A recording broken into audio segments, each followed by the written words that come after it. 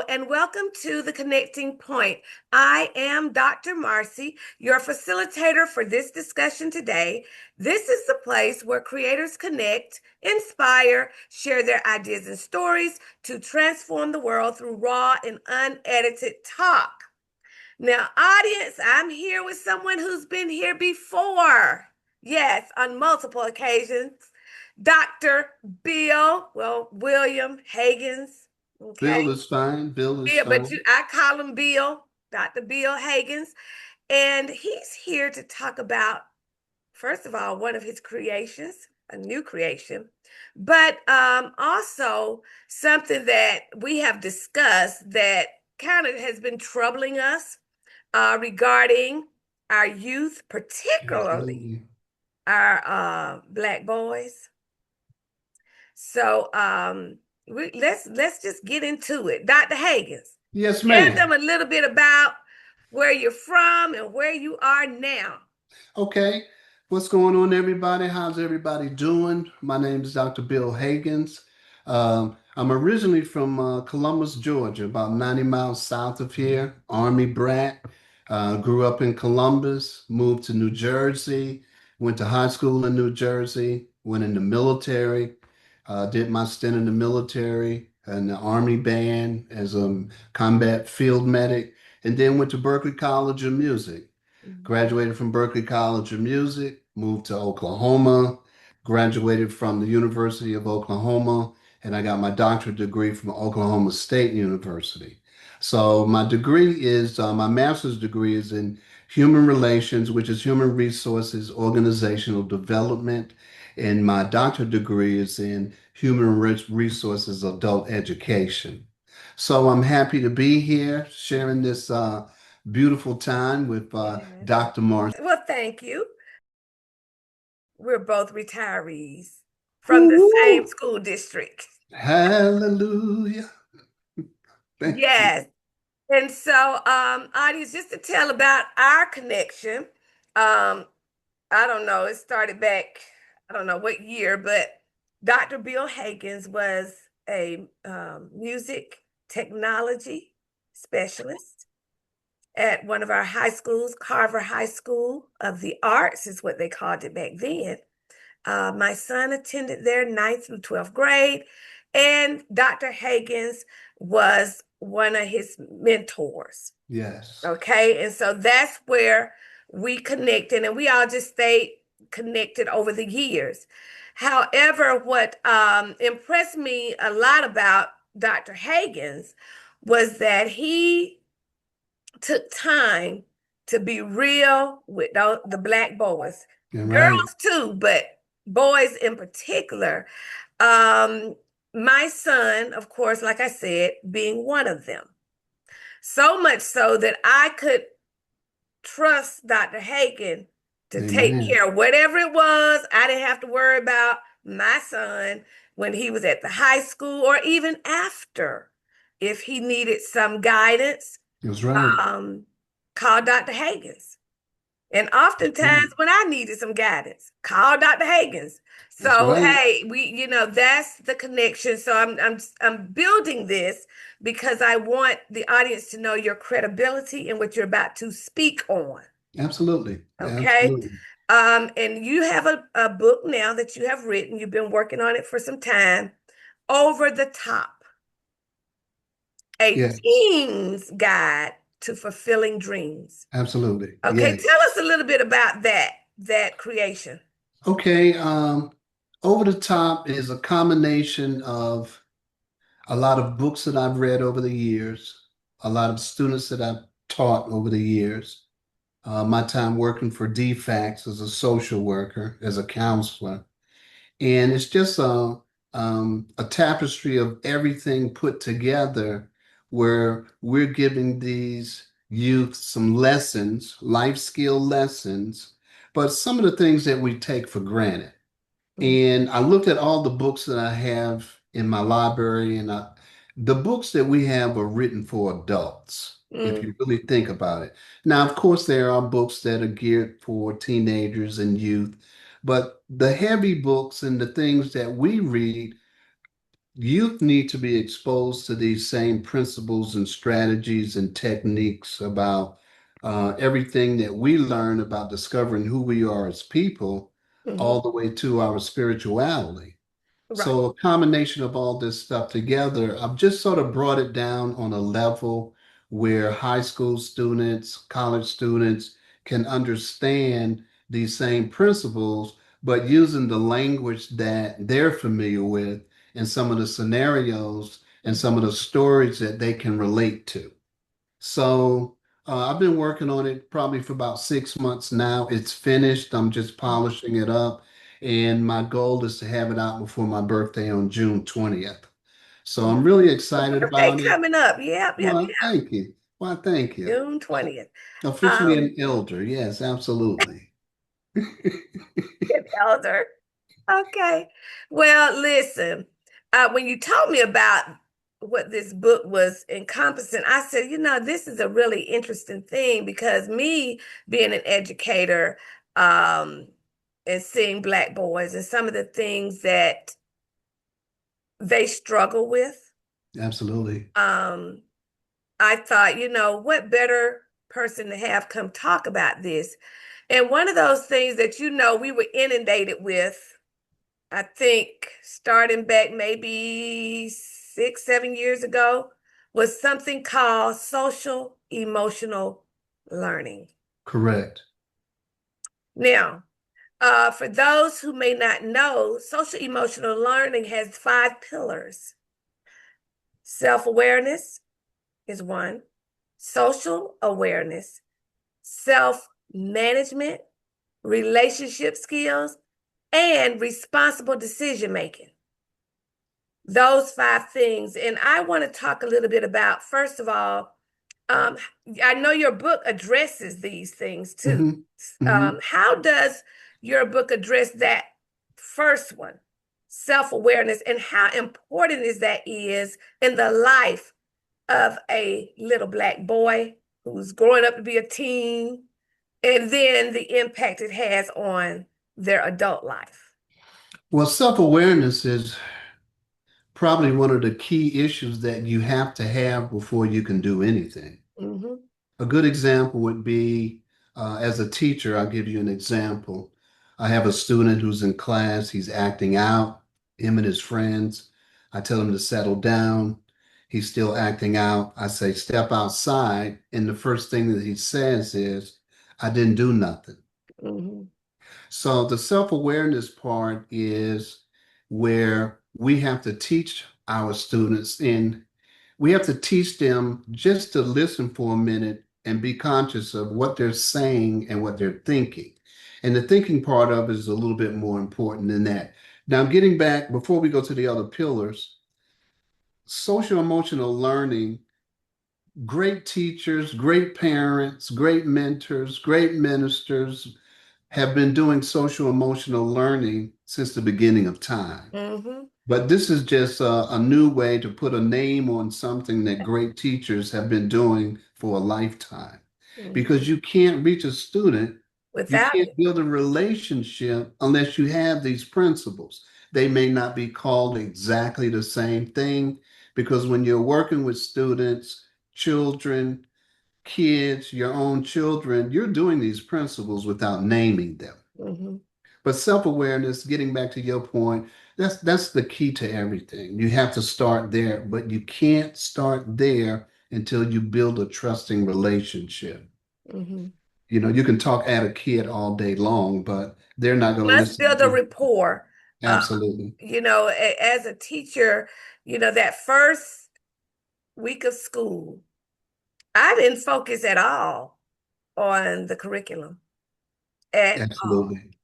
It was about building a rapport with the students I had the previous year and those who were new because You things got the new happen, ones.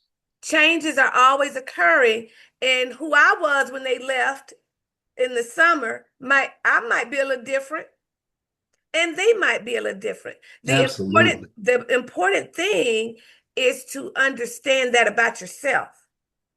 I remember coming in one year at the beginning of the year after I had this epiphany God told me, you are no, don't let these people call you music teacher no more. You are Absolutely. a music integrationist. And I was like, oh, so now I got to come in and tell my students, don't call me that anymore. And so that was a change. Then when I had a name change, that was a change. So, all of these changes occurring affect other people, which also goes into social awareness, but we'll get there in a moment. Yeah, But that absolutely. self-awareness component is critical. You got to know who you are. Yeah, I like the part about the rapport because I think it's that day one that some people preach is very, very important to have that foundation, build that rapport. Tell me something about you. Mhm, Tell me how was your summer. Tell me some of the things that you enjoy doing before we just dive into busy work. mhm, mhm. And it builds a better rapport, like you said. And then there's certain things that you need to know about certain students Yes. that will affect how they learn, how they act out, Mhm. and just how, they are, how their personalities are. So these things are very important, especially the part you're talking about changing, I think is important too, because, we're human beings as well. Mhm. And we are going through the same thing that the children are going through, but they don't understand that part of it because they look at us differently. Right.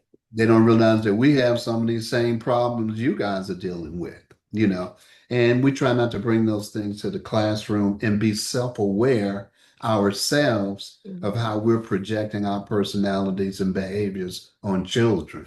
But I that's one thing I took time to do. I wanted my students to know that I have some things going on very similar.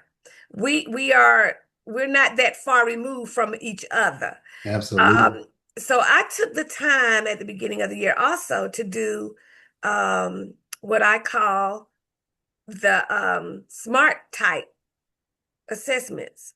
Many people call them multiple intelligences. And what that did for me and the students, it set the course for the entire year. So it allowed the children to identify something unique about them Themselves, that yeah. nobody else has. Hmm. And it also helped them to be able to identify why they like certain subjects over another one, why they like certain activities over another one, and that being this way, there's nothing wrong with it. It's just your style. It's how you learn and how How you you like to learn. learn, right? And so I would do it as well so they could see, if I give you a certain response, it may be because of my social emotional intelligence category. So, and even telling them about this also, if you go home, you might be able to understand why mama said, come out of your bedroom.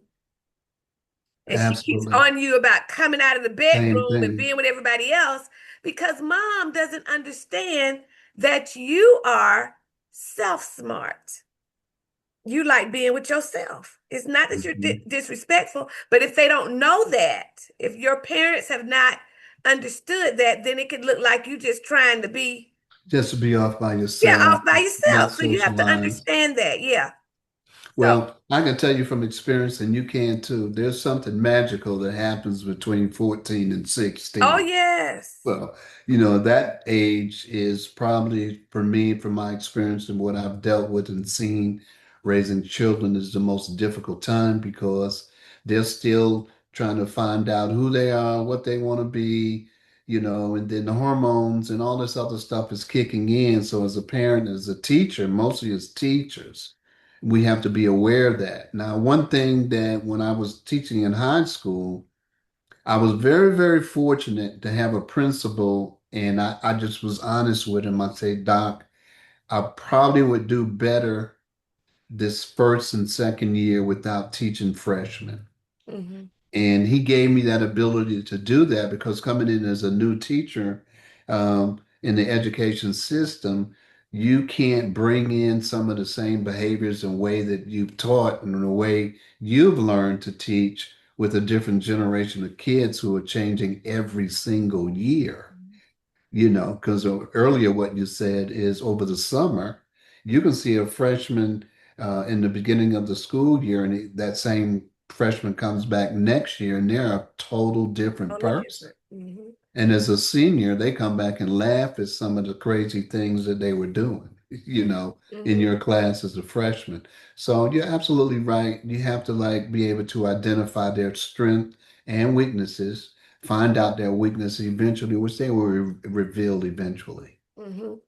Now, moving to the next pillar of social awareness and getting our young, I wanted to talk about Black boys, but this really goes for everybody, to be Goes for honest with you. everybody. Yeah. So, understanding that whatever you do affects the people around you, who you are affects the people around you. So, how do you get Black boys to, first of all, understand that who they are and what they like to do will affect the whole? You The know, whole. was it Dr. King that said no man is an island?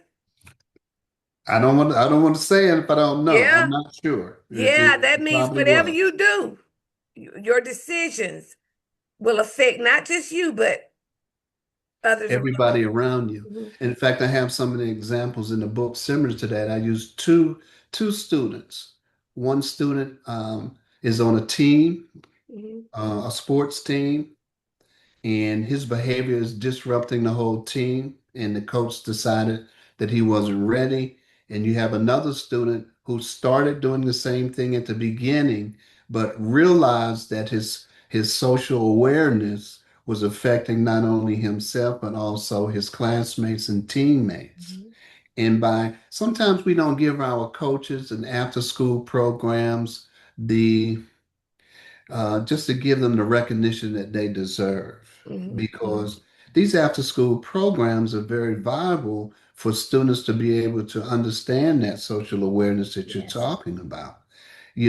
Because one thing we've noticed too, and you notice as well, sometimes that one kid who is not aware of his self-awareness and social awareness, once you put them in a leadership role and say, hey, take these papers to the office for me Mhm, and start giving them leadership roles, some of them will actually recognize the power that they have as far as controlling the whole class instead of being a class clown, right.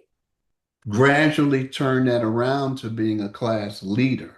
Hmm. Hmm. And we see it in sports and athletics and clubs and after school programs all the time.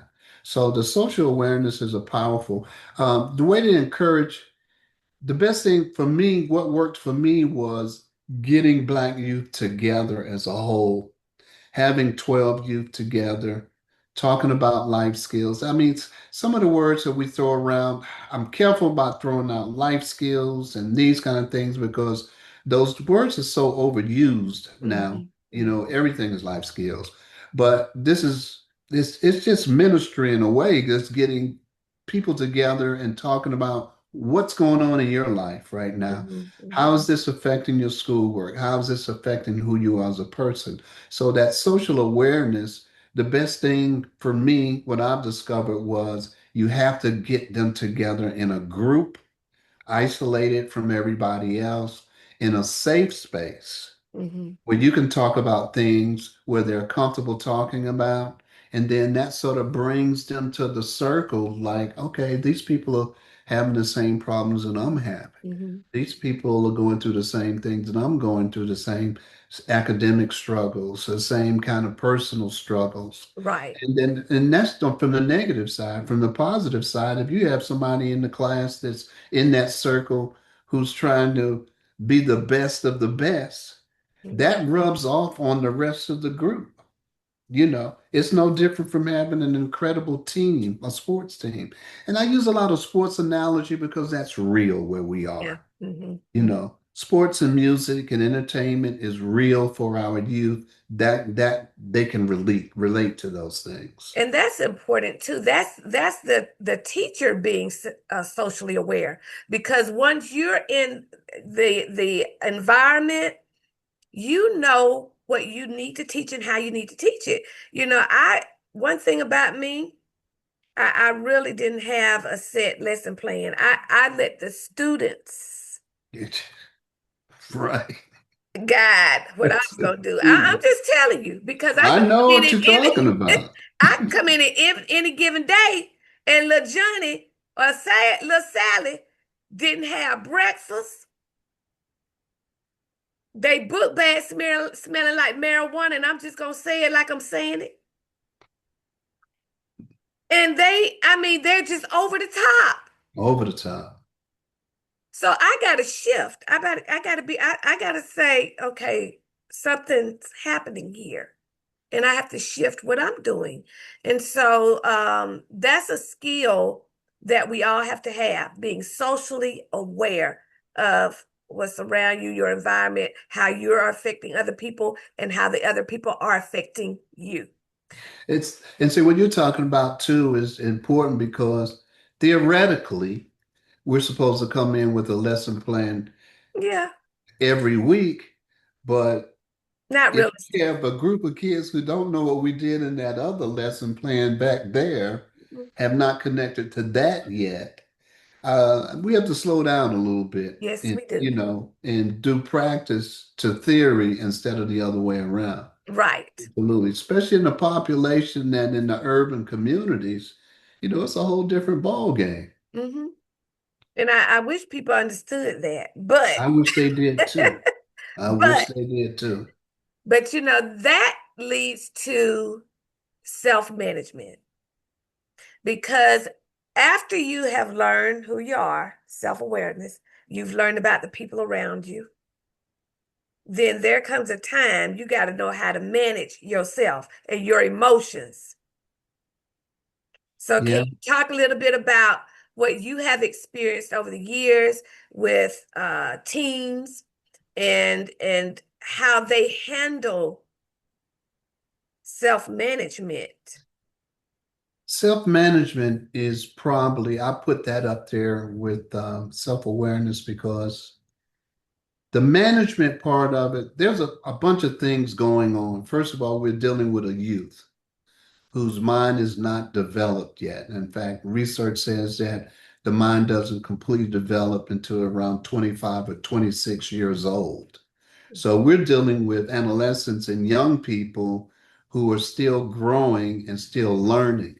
So the self-management part of it, without getting too technical, there's a little part of our brain called the amygdala. It's a little acorn between our ears, and that's the thing that makes us fight, flight, or freeze. Mhm. So if I say something to a kid, if he responds and I respond right back to him, the only thing that he knows or she knows is fight, flight, or freeze. Mhm. Because if you've grown up in an environment where you have to learn to take care of yourself, Mhm. learn how to uh, not be that weak person, you're going to automatically respond. And that's that reptilian brain that they call it we have. So the self-management part of it is there's a space between a stimuli and a reaction, that little space in between there, you just have to teach them, look, you got to pause. Mhm.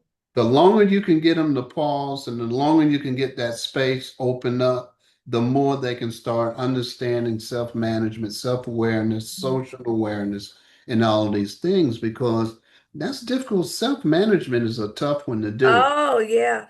because I can teach you Balance all is in there. day. You got to balance You got to balance it out. your I can emotions, your teach you. time. Yeah. All day long, I can teach you in my classroom. But when you go home, now you're dealing with a different type of management. Mhm. Are you self-managing yourself at home? Are you taking care of yourself at home until your parents come home from work? Mhm. Are you disciplined enough to sit down and do your homework?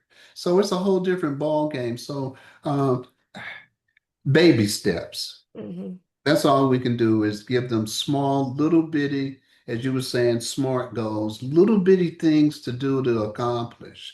Hmm. Just little small things and build off of that to keep Build building off of that. off of that. Okay. And that's why teachers are, did you turn your paper in on time?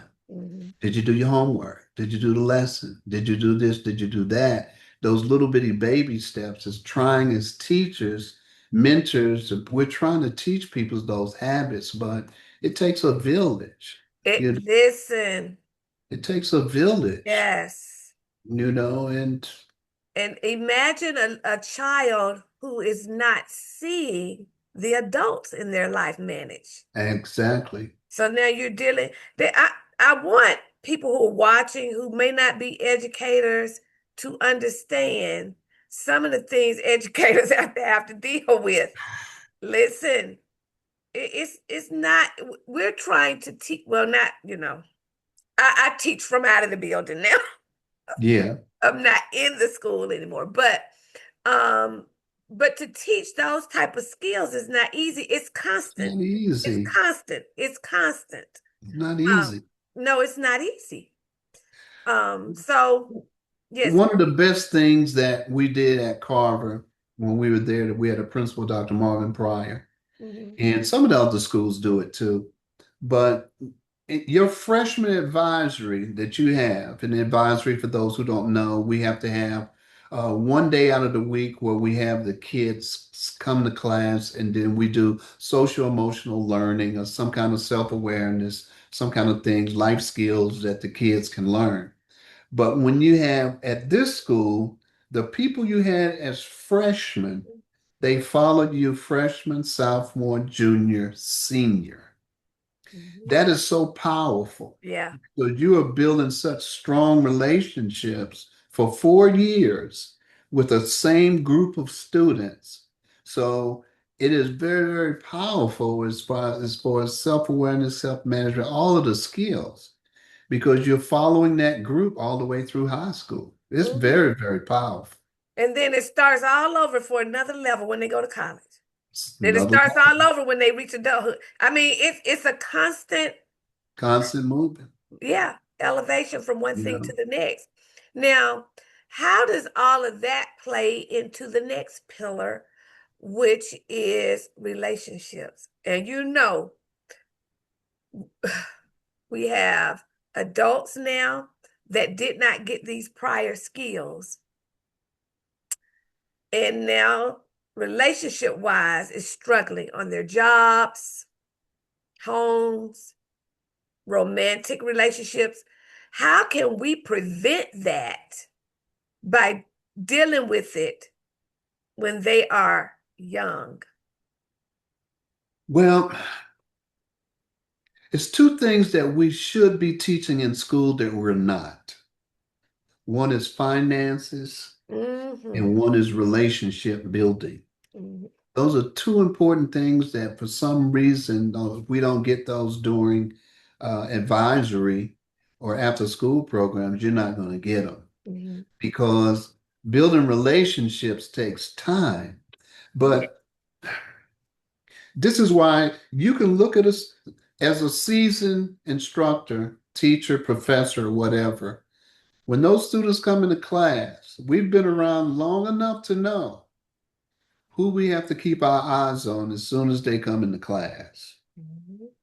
Because those behaviors that they have in relationships at home transfer to school, Yeah. transfer to the job, transfer to life.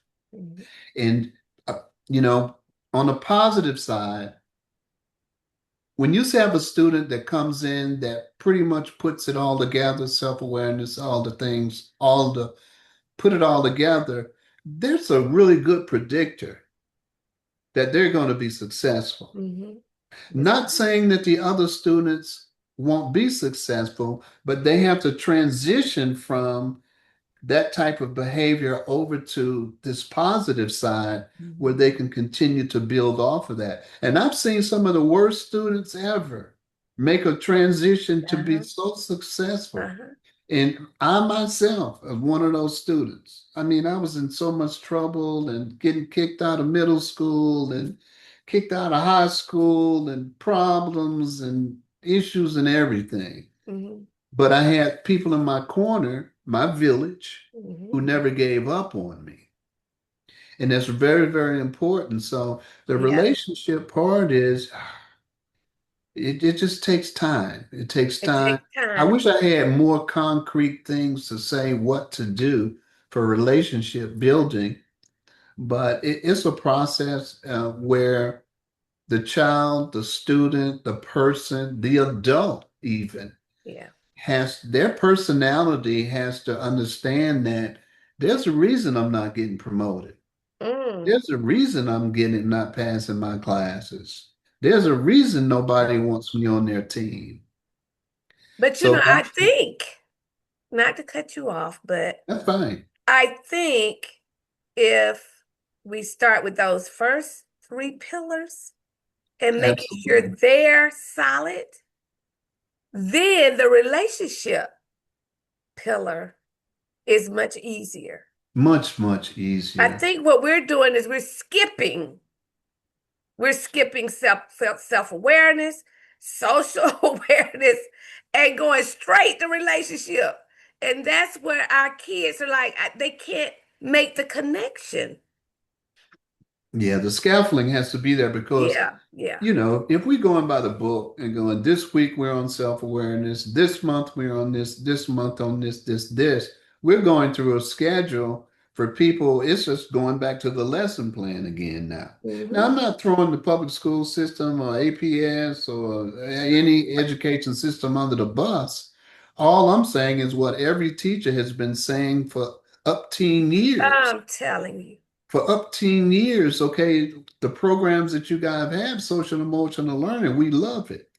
But going back to once again, if we could have these students for freshman, sophomore, And junior, follow, yeah. senior, if we can have them sixth grade, seventh grade, eighth grade, if we can have that rapport that amount of time, we can get to the relationship part of it. Hmm. Because if you're working with a kid for 3 years straight, you can go to that kid and say, "You're messing up. Hmm. Why are you messing up? What is wrong A with you? rapport is built. Yeah. Why are you acting this way? I'm not used to seeing you do this." Hmm. But if you do that same questioning, as soon as you meet them, hey, you better step back because they're gonna release. They're gonna put the wrath on you because they don't know who you are. Why are you talking to me this way? Hmm. I think that's one advantage that this specialist teachers had. Being Absolutely. as a music educator, I Yeah. saw the kids the same if they stayed at the school from kindergarten through fifth grade. See, So that's the great. rapport, I could walk in a classroom of any of them. If they acting out, walk in there and say, "What you doing?" That's it. And they would stop because the rapport was built when they were small. Yeah, for years. And so that is very, very important. I'm thinking of something Frederick Douglass said. It's easier to build stronger children than to repair broken men. Oh yeah. Without a doubt. So we just Without a gotta, doubt. we gotta start building stronger children, or we're gonna be in trouble. Yeah, We we're gonna be we in real about trouble. there now. We're gonna be in real trouble. We You about know. there now. It's shaky. It's real shaky, y'all. Yeah. Real shaky. Everything comes from the top. Oh yeah. Oh You yeah. know, you can get a bunch of teachers together, a bunch of adults together, and they could change the world and know automatically this doesn't work what we're doing. Hmm. But by us knowing certain things, this doesn't work, but we have to go through and do it anyway because it's part of the Right. mandate. Right. So it has to come from the top. And there's some great principals and some Hmm. great leaders out here that understand this. And they will say, okay, this is not working. Let's try Let's do this. something. Yeah. Let's do something else. And Mhm. that is great leadership to me. Or Um, give you the autonomy to make the changes. You know, right. um, The last administrator I had was an expert at it. That's why I said he was a transformational leader Hmm. because it's not like we gonna do it this way, my way or the highway. Those days are gone. That's over. It's what you know what you know what's best. If you know what's best, let's do it. Yeah, That was his stance.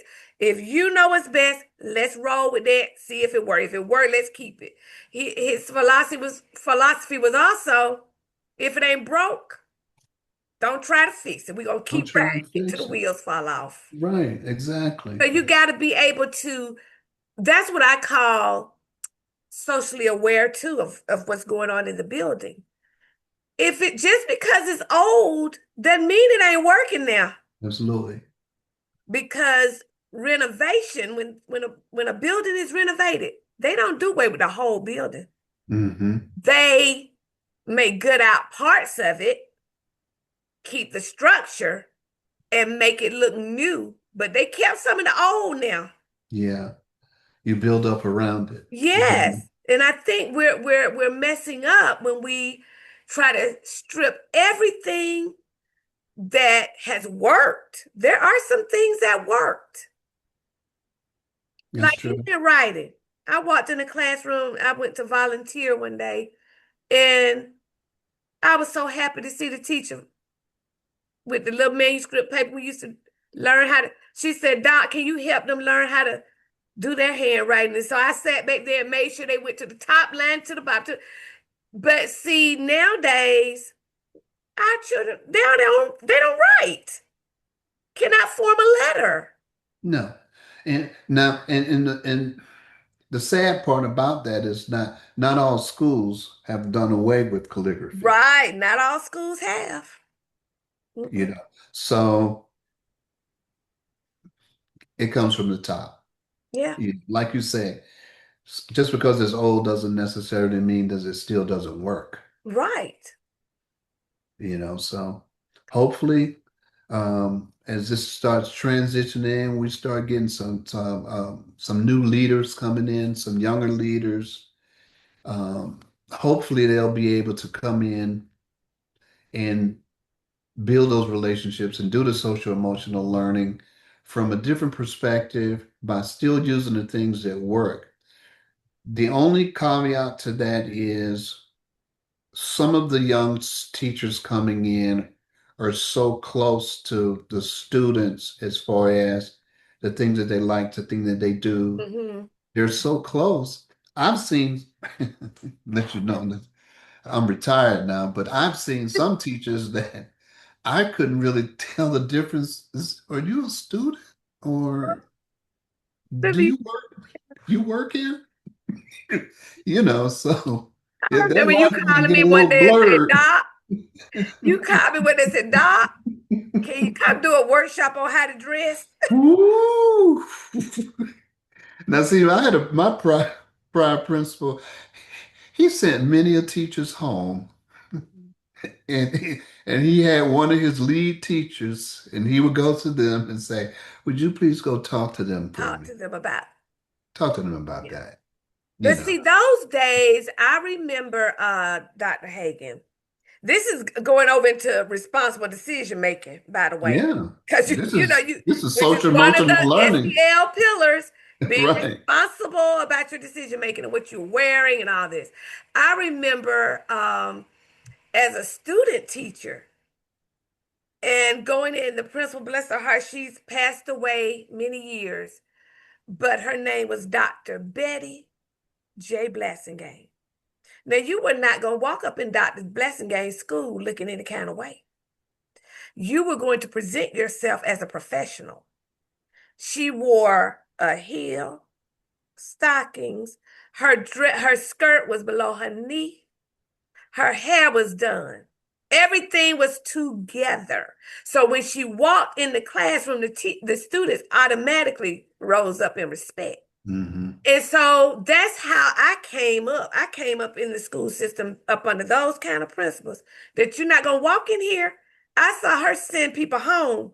What's that? And would tell you, what is that you got on? Hmm. Surely you're not coming to work. Hmm.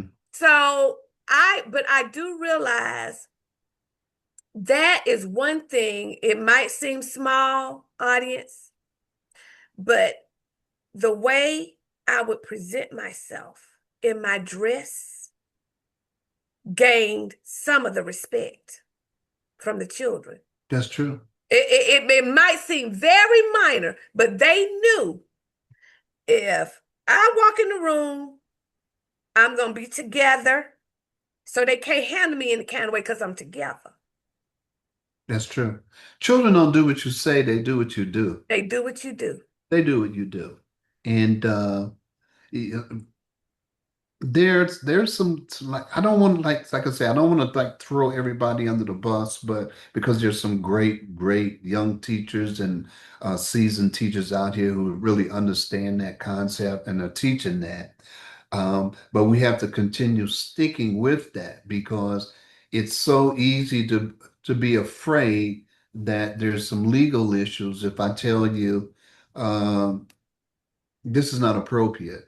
And Hmm. if people get a little cold feet because of legal things, and I'm going to get sued Right, and right. all that. But getting back to your social emotional learning, it's just as important for teachers as it is for students. And honestly, I think that, you know, we should be having some advisory, teachers advisory, in some of these Yeah, staff meetings, substitute some of these staff meetings for actual breaking up into groups and doing some social emotional learning amongst the teachers.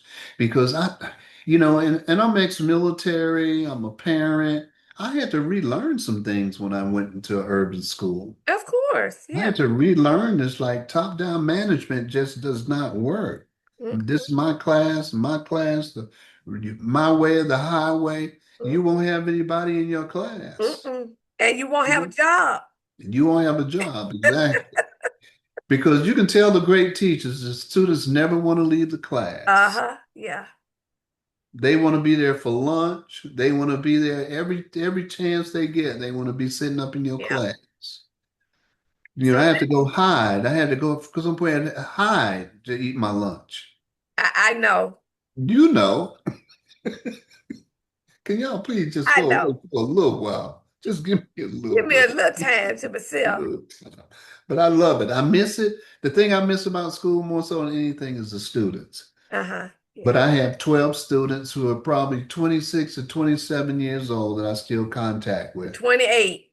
28. Mhm. 20. Ooh, wee, 28. time is going by fast. Yeah, yeah. But So, that last pillar of responsible decision making, mhm. um, that's another one that we've got to look at before we get off this podcast because that when I look around at young people, even the friend groups, that they get involved in, all of that is decision making. Yeah, it is. And we're in a different time now because social media, we can't monitor kids 24/7. And social media is a teacher Yeah. over here on this side. And anything that gets likes or clicks, you know, and some of the stuff that we see on social media now, I'm noticing that it's becoming a little bit more violent. They're Mm. starting to post like all these fights from schools. They post all these fights in the cafeteria and the hallway, and they put them out there. But the social media people want the clicks, so Oh they don't yeah. really care. But it's tough. It's tough because we're parenting here, and social media is over here parenting over here. These are the things that you should be trying to be like. Mhm. And the sad part about it, and I talk about it in my book as well too. Take an instance, you see somebody who's beautiful with makeup and she's got on all this stuff and she looks so gorgeous and everybody wants to be like her. And then when they don't realize is she could have such a messed up life in real life over here Yep. from that little 5 minutes she's on the camera, Mhm. or this one guy who's making this incredible shot on the basketball court. It took him 500 shots to make that shot, That one shot. That's that one shot. mhm. So that whole instant gratification kind of thing that you get, that thirst for wanting that, it's an illusion. It's not real life. It's the entertainment business. It's entertainment, It's but the thing of entertainment it business. is, our young people, where adults may know and look at it as entertainment, our young people are seeing it as this is reality. This is what I want to be. This is Right. who I'm going to be, and so that's why that self-awareness and social awareness component is critical also to the decision making, because if I'm self-aware, I know what it is I don't need to watch. That's true. You know what I'm That's saying? If true. I'm self-aware, I know me. If I know certain things will keep me from sleeping at night, I know not to watch that on TV or Yeah. whatever. If Well, I am self-aware. that's true. That's true. So all these pillars, they intertwine. You, I think sometimes the kids get confused with, because I've dealt with this with my own children, where sometimes they misunderstand guidance for control. Hmm. Why are you trying to control me? No, I'm not trying to control you. I'm trying to guide you Hmm. because I've made those mistakes Mistakes. already. Yeah. Yeah. So just, and then I send them to my other friends and let them talk to them. And then when they tell them the same thing I've said, it's a revelation. Hmm. Hmm. Oh my God. But they say uh children listen more so to someone else quicker than they will their own parents. That's true. Absolutely. But the And decision making is tough, but we have to guide them early. Okay, you only can be on social media for this amount of time. In fact, my niece, on my nephew's little great nephew, on his iPad, she has a timer on there where he can only be on there for so much time, and it automatically goes off. Mhm. And what has happened is that timer has conditioned him To to put it self-manage down to for and to self-manage self-manage. himself, manage himself. So it still takes guidance to get him there. Yes, yes. And I take my hat off to a lot of our parents. It's time management thing for them because you're working all day, you're coming home, you're cooking, you're trying to take care of for a family, and it's just hard. Yeah, it It's is. hard to go, okay, let's all sit down and talk because nobody sits at the dinner table anymore. Well, that's one thing that I made a point to do. You I have grew up to. that way, and my children and we were going to sit at that table. That's We couldn't do it for breakfast. During the week, we couldn't do it at breakfast, but on the weekends, we could. yeah, At dinner, you coming to the table because the table is where you learn that's about what you learn. things that we need to correct, things that went well. There's celebrations at the table. Yeah, it's a Okay. learning spot. Yeah, it's a learning spot. So, and statistics have shown families that dine together, Yeah, they learn together. they They learn together and they do better together. Mhm. So, and I think we've gotten away from that too, where everybody just go their own. Take your plate, go in the room and watch TV, play Yeah. video games. Yeah, even the people who are So, introverted, when we were small, we didn't know nothing about introvert. mhm. Everybody came to that table. Yeah, even if you just do it on Saturdays and Right. Sundays, if your schedule is just a traditional thing to do, and like I say, I really take my hat off to some of our parents who are doing the best that they can Yeah. because we've realized too as adults that we didn't agree with a lot of things that our parents did, but we realized that they did the best that That's they that could they do could. with the things That's with right. what they had. And But so, that's why village is important. You mentioned village. yeah, Okay. And yes, we had village, and village is still important. If you need assistance, Matter of fact, Dr. Hagen is a part of the village. If I needed help with my son, because I'm not a man. Right. I don't know those male things that they knew and maybe needed to talk about. So that's when villages are important. They are important. Absolutely. And going back to the school, the after school programs, the sports, the athletics, all of that stuff is important in a lot of ways because that's another form of a village. Church, Yep. going to church, going to youth ministry, being a part of organizations, the YWs and Mhm. YMCA, all those things, they're important to do to have children involved because if you're not over there, there's only one other place you're going to be, and that's in the streets, Mm, so not everybody, but the point is we're trying to all do the best that we can with what we have to work with our youth, to build mhm. them up, not to tear them down. Not to tear This them is down. this is to build them up and to come up with techniques and strategies and everything that we can collectively to try and figure this out. Because it's easy to throw your hands up and go, this generation is lost. Yeah. It's I easy to refuse to do do that. that. I Absolutely. refuse to do that. You know, you just turn your back, you can't do that because the people then turn their backs on us. Village, It's a community. village. And I'm just gonna say what I'm saying. Y'all know what we dealing with in this country is shaky. Very shaky. And so we're gonna have to pull together. I keep saying this. Resources pull together. What we know, especially those of us who are retired, that's been in the trenches. Hmm. We've been in the trenches, educating Black children. You don't educate our children the same way. No. You just can't do it. It's not, you can't do it. Education is not cookie cutter anyway, but the Black child can be educated like none other now. Yeah.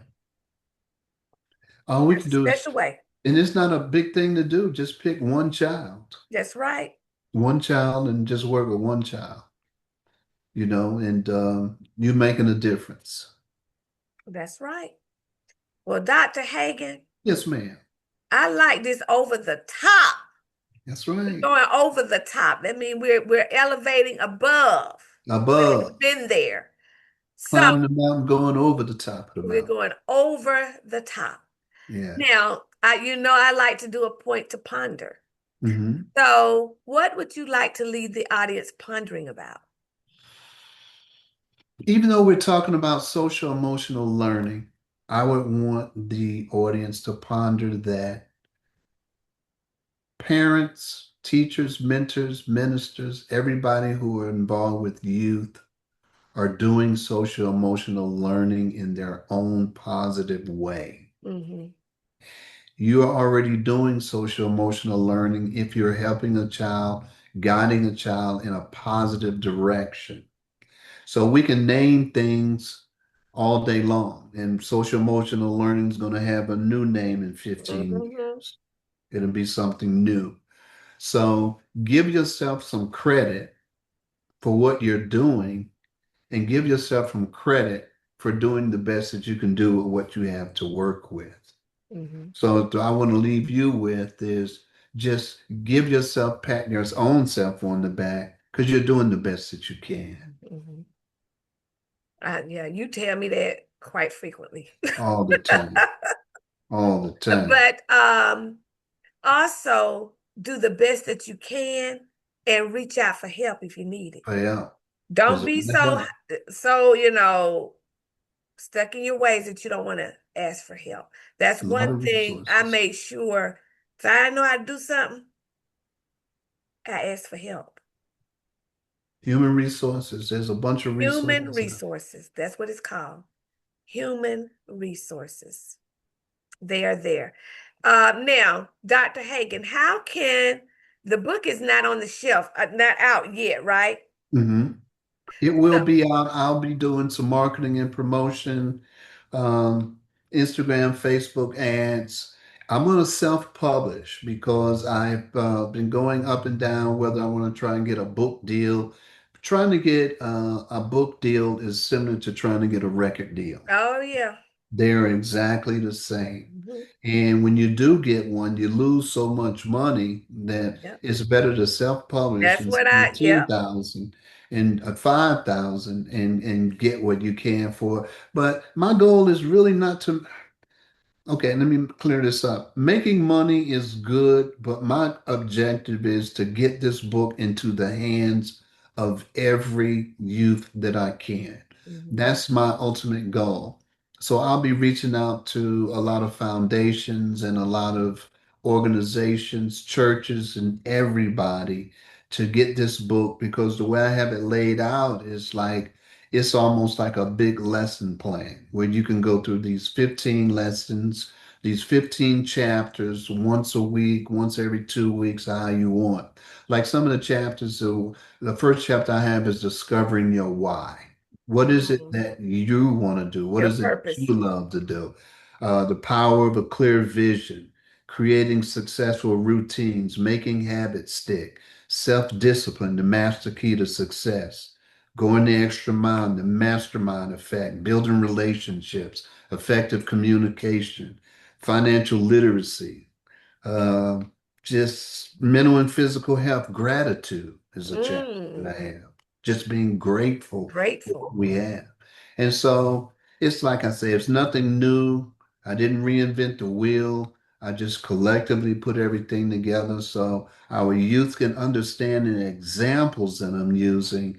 I have characters called Quantavious, Destiny, Mhm. Brianna, Jamari, Mhm. Marvin. I've got these characters that the same people, the names that they hear in their neighborhoods, Mhm.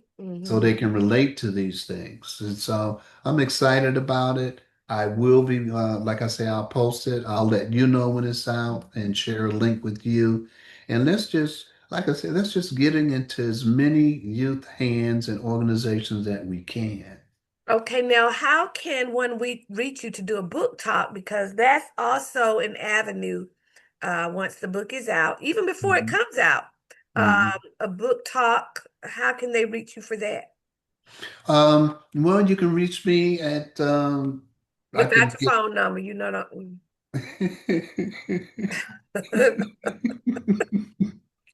you can reach me at whagans, Hagans, at gmail.com for right now because I haven't built up the social media profile with the book name and everything. Whagans, Hagans, at gmail.com. Give me an email and let's make it happen. Let's make it happen, y'all. The resources are here. And I said with season 9 that we're in, we're connecting to thrive based Amen. on human resources, helping each other. So That's it. it's another resource if you need it. Like I say every week, if you would like to be a part of a discussion with me on the connecting point, reach out to me at drmarcyts@gmail.com. Also, you can go to the website, Dr. Marcy's Connections, shoot me a message there, or join a group of creatives on the Connecting Point for Creative group on Facebook. It's just a group of creatives that can collaborate, network with you, and you receive daily inspiration. You can also promote what you're doing there. Absolutely. So, Yes. if that's something you would like to do, just shoot us a request to join. We would love to have you. This show airs on Tuesday nights at 7 p.m. Your main go-to is YouTube. Yes, it will be on other social media outlets, but your main go-to is YouTube. Go there, and the information is within this presentation tonight on this episode. So just look at the end of it. Make sure you like, share, Subscribe. and subscribe. Mainly share so that others can get Yes. the resources that are available and the inspiration they need. All right. Dr. Hagan, thank you Yes, again. ma'am. Thank you. I appreciate you. I appreciate you. All the Yes, time, yes, anytime. I do. And audience, until we get this moment again, peace and blessings. Bye bye. Bye bye.